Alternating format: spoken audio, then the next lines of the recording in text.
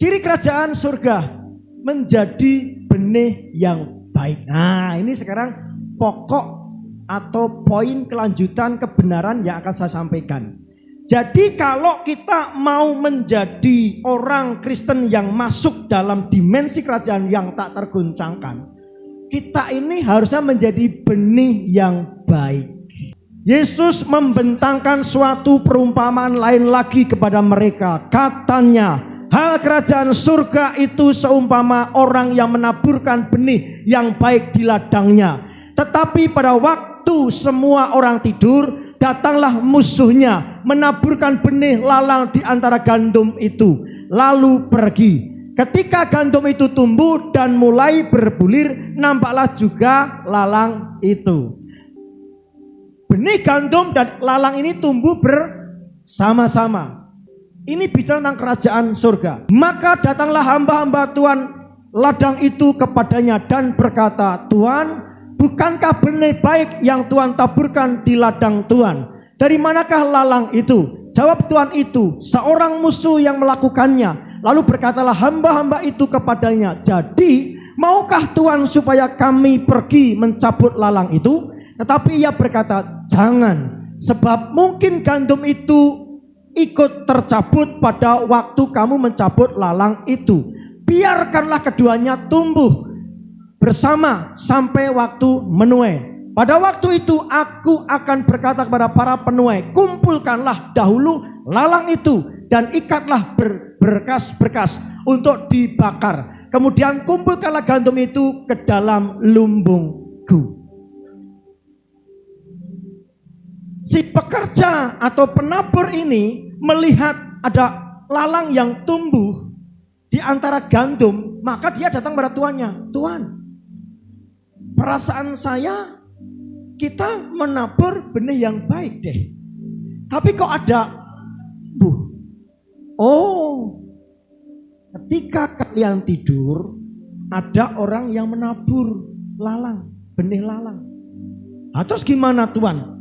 Saya cabut saja ya? Tidak usah. Tidak perlu kalian cabut. Ketika kalian akan cabut, maka benih gandum juga akan tercabut. Nah, terus gimana? Biar saja sampai semuanya masak atau tua. Nanti setelah semuanya masak tua, kita akan tuai bersama-sama. Tapi yang lalang ikat dulu untuk dibakar. Ladang ialah dunia. Benih yang baik itu anak-anak kerajaan, dan lalang anak-anak si jahat. Di muka bumi ini kitalah anak-anak kerajaan. Amin. Kitalah benih yang baik. Tetapi sisi lain ada lalang. Lalang itu adalah anak-anak si jahat. Kita nggak perlu konflik dengan mereka. Kita nggak perlu mengadakan konfrontasi, apa itu? Pertengkaran, perdebatan dengan mereka. Ya sudah, biar saja. Saatnya nanti masa penuaian, lalang ini akan dibakar sama Tuhan. Jadi ini adalah gambaran ada dua benih di muka bumi ini.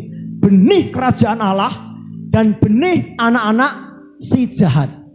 Benih kerajaan Allah adalah kita. Katakan, saya adalah benih kerajaan.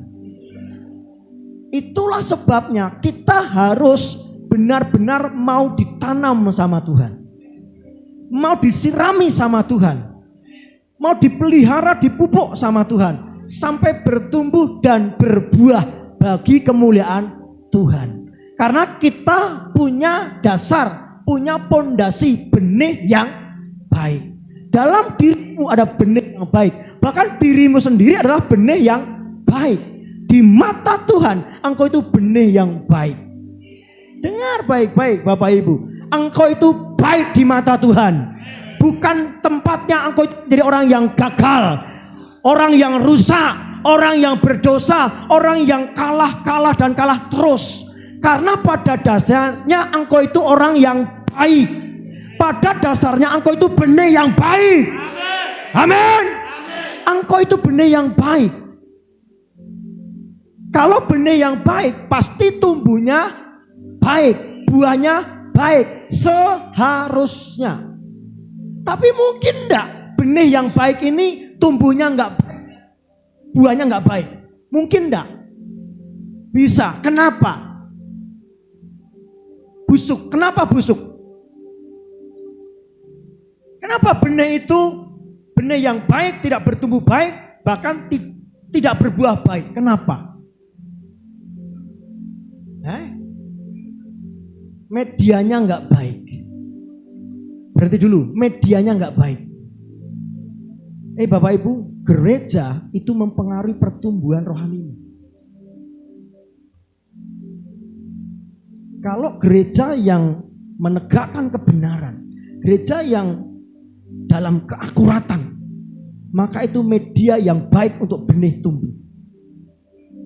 Tapi kalau gereja tidak akurat, pendetanya tidak sungguh-sungguh, pendetanya abal-abal, maka itu menjadi media yang tidak baik atas benih yang baik. Media itu berbicara tentang gereja, berbicara tentang pelayanan gereja. Nah, kenapa lagi? Kenapa benih yang baik tidak bertumbuh dengan baik? Apa, Bu? Tidak mendapat makanan, asupan, siraman, pupuk yang baik. Setiap orang Kristen, firman Tuhan berkata bahwa kita ini adalah benih yang baik. Tapi kenapa setiap orang Kristen tidak bertumbuh dengan baik? Karena tidak mendapat makanan rohani yang baik. Apalagi selain media, selain makanan yang tidak baik, apalagi? Kurang perawatan. Dari pihak gereja, dari pihak saya, sudah saya kasih firman yang benar, akurat. Bapak Ibu lah yang seharusnya merawat itu dalam hidupmu masing-masing. Itulah sebabnya saya setiap minggu berkata, jangan hanya doa kenceng di hari Minggu doang. Senin sampai Sabtu lakukan apa yang kita lakukan di gereja ini. Itulah namanya perawatan. Ngertos nggih? KKA itu perawatan, Bapak Ibu. Itulah sebabnya pentingnya KKA itu perawatan. Apalagi benih yang baik tapi tumbuh dan berbuah tidak baik. Apalagi selain media, perawatan, hama, wereng, ya. Hama, wereng itu akan merusak benih yang baik, sehingga benih yang baik tidak bertumbuh menjadi pohon yang baik, bahkan berbuah yang baik. Wereng itu apa? Hama itu apa? Hama itu penyakit hati kita. Kalau kita mudah sakit hati, tersinggung, luka hati, kepahitan, apalagi baperan, itu hama dalam hidup kita. Bisa katakan amin? Amin. Jangan ada hama dalam hidup kita. Setuju apa? Setuju. Harus setuju. Amin. Bapak Ibu itu adalah orang baik. Bapak Ibu itu adalah benih yang baik. Bapak Ibu itu ditakdirkan untuk menjadi orang yang baik. Pastikan tujuan Tuhan, rancangan Tuhan yang baik dalam dirimu itu sampai. Tuhan akan senang ketika apa yang Tuhan rancangkan ini terjadi dalam kehidupan kita. Itulah sebabnya jangan ada wereng dalam hidup kita. Jangan ada wereng di antara kita. Sakit hati, kepahitan, mudah tersinggung, cugetan, itu adalah wereng yang akan membuat benih yang baik ini tidak bertumbuh dengan baik. Amin Bapak Ibu. Mari kita jaga hati kita. Lingkaran komunitas kita itu mempengaruhi hidup kita. Istilah orang Jawa itu apa?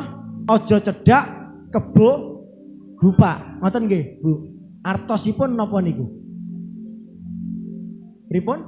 Ojo cedak kebo gupak. Artosipun apa? Jangan dekat-dekat orang yang jelek ya. Karena tanpa sadar lama-lama itu akan mempengaruhi kita. Yo kalau kita mempengaruhi, nek kita yang malah dipengaruhi, bilai kita. Benar enggak? Seharusnya kita lah yang mempengaruhi, bukan dipengaruhi. Ojo cedak-cedak kebo lupa. Jadi pastikan kita memiliki circle, komunitas, lingkaran yang sehat, yang akurat, yang baik. Karena apa? Karena si jahat sedang menabur lalang. Nah, lalang ini akan mempengaruhi kita. Tapi kita jangan terpengaruh. Karena pada saatnya penghakiman nanti mereka akan menerima hukumannya. Amin. Mereka akan dibakar sama Tuhan. Kita akan dimasukkan dalam lumbungnya. Amin. Jadilah benih yang baik. Karena memang kita ini adalah benih yang baik. Jadilah bertumbuh dengan baik. Jadilah berbuah yang baik. Karena memang kita ini adalah dasarnya benih yang baik. Amin. Saya ngomong sama Terin, makanya kamu komunitasmu harus benar. Kalau komunitasmu nggak benar, nanti kamu paling dapat jodohnya ya begitu-begitu aja. Benar nggak? Kalau komunitasnya itu komunitas orang-orang yang antusias, yang cinta Tuhan, ya nanti jodohnya nggak jauh dari itu. Bener enggak? Nah komunitasnya, circle-nya, apa itu, lingkar temennya itu, ya kebo gupak mau. Ya dia juga gupak. Bapak Ibu dengar baik-baik. Hati-hati dengan pergaulan anak-anakmu. Saya suka Terin dan Belsasar. Setiap kali pulang dari mana dia cerita sama kita. Walaupun ceritanya dengan emosi karena dia kesel dengan apa yang terjadi. Tapi saya menghargai mereka terbuka. Gak jarang anak terbuka. Dari keterbukaan mereka, kita akan tahu circle mereka itu siapa. Benar enggak? Komunitas anak-anak kita ini siapa? Kita harus tahu. Amin. Kita bukan anti bergaul dengan siapapun juga. Boleh kita bergaul dengan siapa saja. Tapi di situ kita harus mempengaruhi. Itulah sebabnya Bapak Ibu pesan saya adalah jaga anakmu baik-baik sebelum semuanya terlambat. Saya katakan lebih baik kita keras sekarang, menyusahkan anak sekarang. Karena ketika kita membuat susah anak kita sekarang, maka kita akan membuat anak kita bahagia di masa depan. Tapi ketika kita membuat anak kita, oh enggak apa-apa, oh iya enggak apa-apa, membuat mereka senang sekarang, maka mereka akan susah di masa depan. Paham Bapak Ibu? Enggak apa-apa, keras saja anakmu. Enggak apa-apa ya. Demi kebaikan. Kenapa engkau harus menanggung sesuatu yang tidak mengenakan? Karena keras di awal-awal tahun yang lalu. Saya mikir tadi malam, Tuhan, kenapa Tuhan tidak izinkan si penabur ini mencabut lalang? Kenapa Tuhan? Saya ketemu. Itulah tantangan kita. Itulah yang harus kita kerjakan. Amin. Peselancar yang handal itu ketika justru menabrak ombak yang besar. Nah, peselancar itu justru senang dengan ombak yang besar. Ketika ombaknya besar, dia bisa menari-nari di atas ombak itu. Bapak Ibu, lalang tidak boleh dicabut karena itu adalah ombak yang besar membuatmu dewasa. Kenapa engkau gak dewasa? Karena engkau mencabut lalang itu. Kalau ada masalah dalam hidupmu, jangan dicabut, izinkan itu. Tidak apa-apa. Toh nanti Tuhan yang menghukum itu semuanya. Jadilah peselancar yang handal, yang baik, yang menanti ombak yang besar. Semakin ombak masalahmu besar, semakin kau punya tantangan, engkau akan menjadi peselancar yang handal. Amin. Jadi jangan cengeng-cengeng, jangan seperti mereka. Tuhan, angkat masalahku ini, angkat pergumulanku ini. Jangan. Kalau memang dengan pergumulan ini, dengan permasalahan ini engkau dewasa, Tuhan biarkan saja masalah ini menimpa saya. Bisa enggak doa begitu? Bisa enggak? Itu hanya orang yang dewasa untuk kesenangan. Amin. Ladang ialah dunia, benih yang baik itu adalah anak-anak kerajaan.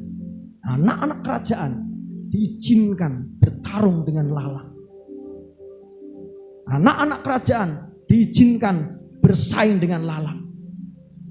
Ayo Bapak Ibu, kalau kita tidak dalam kebenaran, kalau kita tidak radikal mencintai Tuhan, maka kitalah yang akan kalah dengan lalang.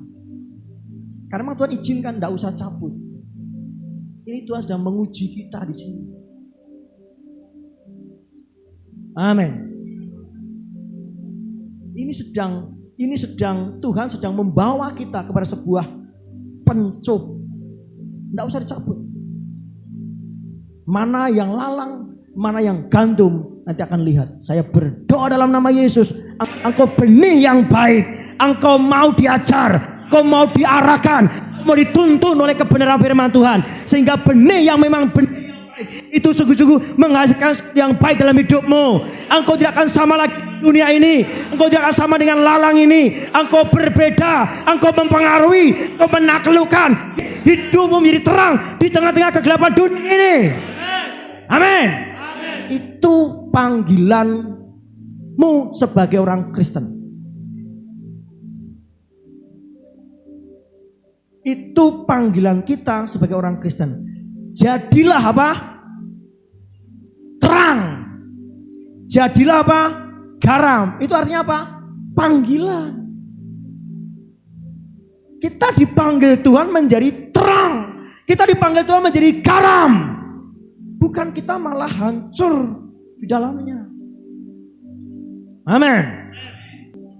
Ciri Kristen kerajaan surgawi, meskipun kecil, tapi ada kuasa dan kedaulatan Tuhan yang tak terbatas dan berdampak. Kalau kita menjadi orang Kristen yang memasuki dimensi kerajaan, mungkin kita kecil.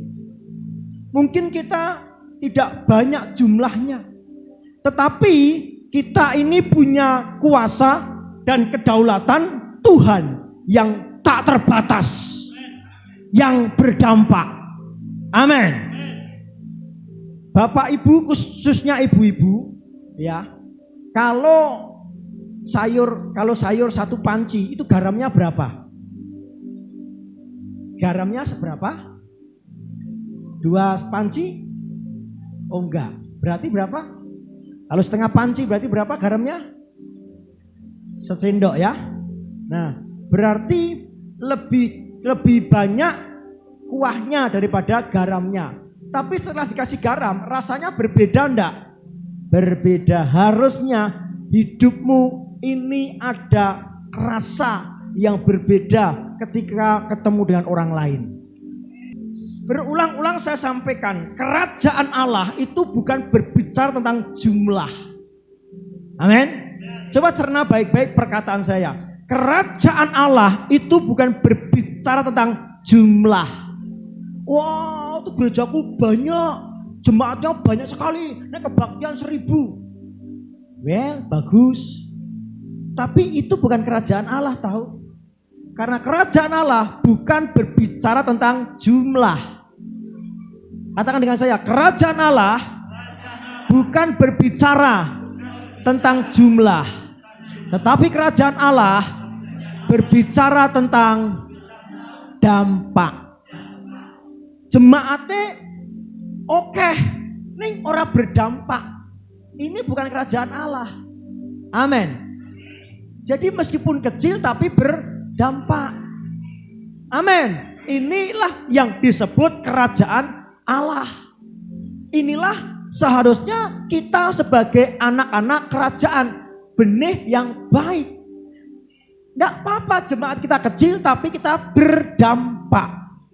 Daripada jemaatnya besar tapi tidak berdampak. Yesus membentangkan suatu perumpamaan lain lagi kepada mereka. Katanya, hal kerajaan surga itu seumpama biji sesawi yang diambil dan ditaburkan orang di ladang. Memang biji itu yang paling kecil dari segala jenis benih. Tetapi apabila sudah tumbuh, sesawi itu lebih besar daripada sayuran yang lain, bahkan menjadi pohon, sehingga burung-burung di udara datang bersarang pada cabang-cabangnya. Amin. Kita boleh kecil, kita boleh sedikit, tapi ketika kita bertumbuh, maka kita akan menjadi pohon yang besar. Amin. Jadi ke gereja itu bukan masalah kecil atau besar, tapi harus bertumbuh. Pertanyaan saya, sudah berapa lama kita menjadi orang Kristen? Bertumbuh enggak? Bertumbuh enggak? Nah sekarang ciri bertumbuh itu apa? Ciri bertumbuh apa? Ciri kalau pohon bertumbuh itu apa? Mana nih? Berbuah. Kalau pohon bertumbuh itu cirinya berbuah. Nah sekarang buah orang Kristen itu apa? Kasih, sukacita, damai sejahtera, apalagi kesabaran, kemuasan diri, kebaikan penguasaan diri. Sudahkah kita bertumbuh dan berbuah? Nah, bertumbuh itu apalagi cirinya selain berbuah? Bergerak. Tandanya kalau pohon bertumbuh itu bergerak, lama-lama menjadi besar. Nah kita ini, kekristenan kita ini bergerak enggak?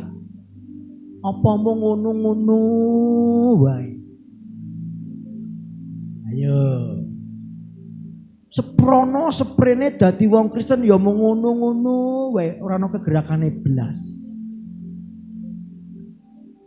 Ada sesuatu yang belum tumbuh di situ. Apalagi pohon yang tumbuh itu cirinya apalagi? Nah, saya amati kalau pohon bertumbuh itu semakin kuat, semakin kuat, semakin kuat. Bener enggak? Nek pohone cilik wiringkeh, bener enggak? Tapi nek pohone bertumbuh itu kuat. Pertanyaan saya, engkau kuat enggak dalam hidup ini? Pertanyaan saya, engkau kuat enggak menghadapi kenyataan ini? Engkau kuat enggak menghadapi tantangan hidup ini? Engkau kuat enggak menghadapi badai situasi kondisi yang ada? Amin. Jadi orang Kristen harus bertumbuh. Ciri pohon yang bertumbuh itu semakin kuat. Harusnya kalau kita ngomong aku orang Kristen yang bertumbuh, engkau harus menjadi orang yang kuat. Orang duit-duit kuat. Orang kakean sambat. Amin. Orang duwe beras tetap kuat. Orang sambat. Sambat nih tonggone, aku njuk beras.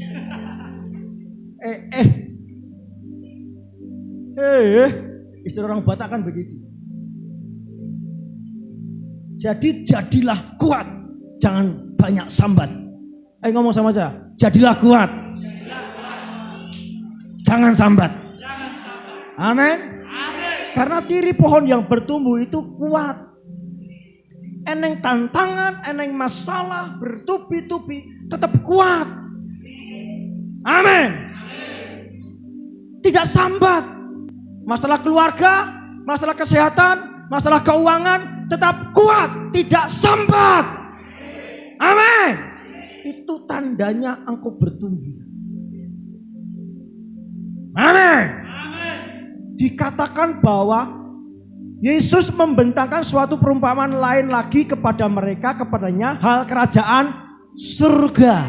Jadi ini bicara tentang orang yang masuk dalam kerajaan surga, dimensi surga.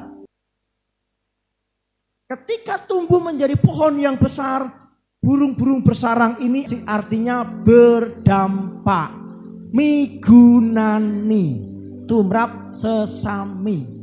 Dan ia menceritakan perumpamaan ini juga kepada mereka. Hal kerajaan surga itu seumpama ragi yang diambil seorang perempuan dan diadukan ke dalam tepung terigu 3 sukat sampai kamer seluruhnya. Ini masih sama dengan biji sawi. Cuman ini adalah apa? Ragi. Keberadaan kita sebagai anak Tuhan harusnya mempengaruhi seluruhnya. Seluruh keluarga kita harusnya kita kamiri dengan benih ini, dengan ragi yang kita miliki. Amin. Seluruh masyarakat Semen harusnya kita kamiri dengan keberadaan kita ini. Kita harus berdampak, Bapak Ibu. Kita harus migunani tumrap sesami, itulah panggilan orang Kristen. Ya. Jadi orang yang masuk dalam dimensi kerajaan yang tak tergoncangkan itu punya kuasa dan kedaulatan Tuhan. Namanya kedaulatan Tuhan. Tidak disangka-sangka, tidak dinyana-nyana, tetapi terjadi begitu saja. Amin. Kenapa Tuhan gak mencabut masalah, tantangan, kesulitan orang-orang di sekitarmu yang menjelekkanmu, yang menghimpitmu? Kenapa Tuhan gak cabut? Karena itulah apa? Lalang. Disitulah Tuhan ingin melihat apakah kita masih menjadi benih yang baik sampai menjadi gandum yang baik. Karena pada dasarnya kita ini orang yang baik. Seharusnya karena dasarnya baik, seharusnya kita menjadi orang yang baik. Karena benih kita baik, karena kita orang baik, dasarnya baik, seharusnya kita menjadi orang yang baik. Tetapi Tuhan izinkan lalang dalam hidup kita sehingga kita tidak menjadi orang yang baik. Oleh karena apa? Karena kita terdistract, karena kita teralihkan dengan lalang yang tumbuh di sekitar kita. Paham di sini? Itulah sebabnya jangan terkecoh dengan lalang yang ada. Jangan terkecoh dengan masalah, tantangan, kesulitan yang ada dalam hidupmu. Karena itulah lalang. Jangan. Amin. Milikilah komitmen, aku tidak mau terpengaruh oleh situasi apapun juga. Amin. Aku tidak mau terpengaruh dengan lalang apapun yang terjadi. Tantangan, kesulitan, permasalahan, pergumulan tidak boleh mempengaruhi perjalanan rohani kita. Amin. Kita harus bertumbuh.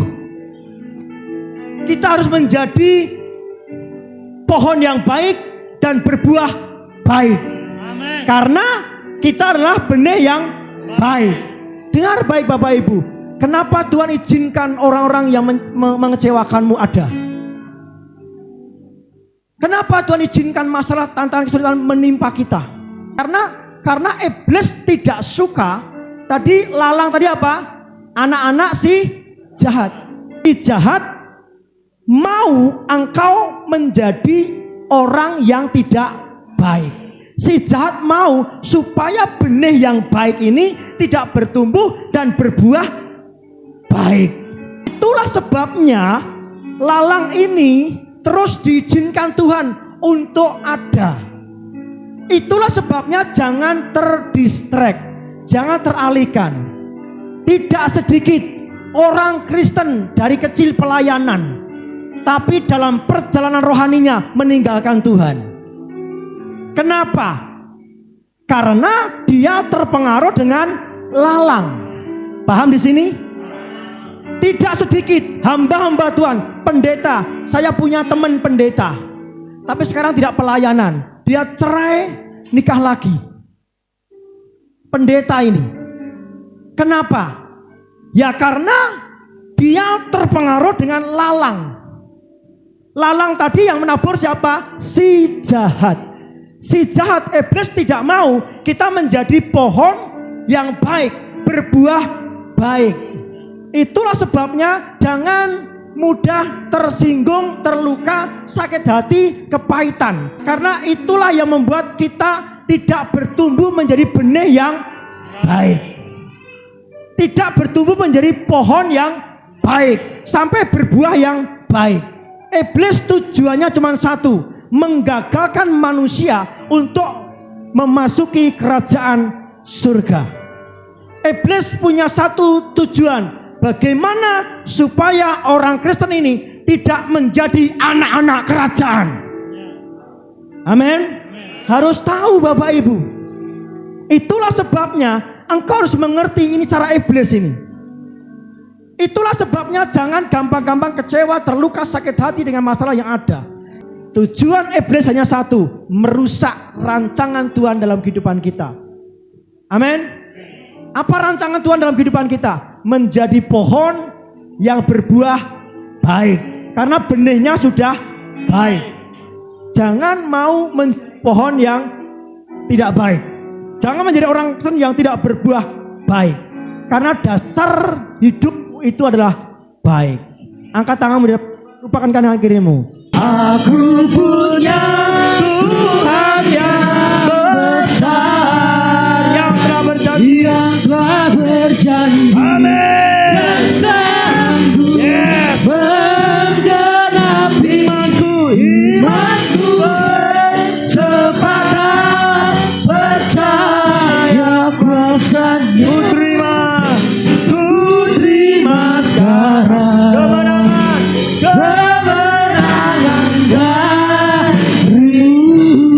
Katakan dengan saya, dalam nama Yesus, saya adalah benih yang baik. Saya adalah orang yang baik. Saya mau bertumbuh menjadi pohon yang baik. Saya mau menjadi buah yang baik. Lalang memang ada. Tetapi aku tidak mau teralihkan oleh lalang itu.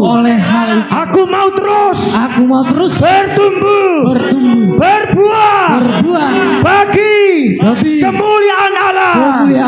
Aku mau terus bertumbuh, terus berbuah bagi kerajaan Allah.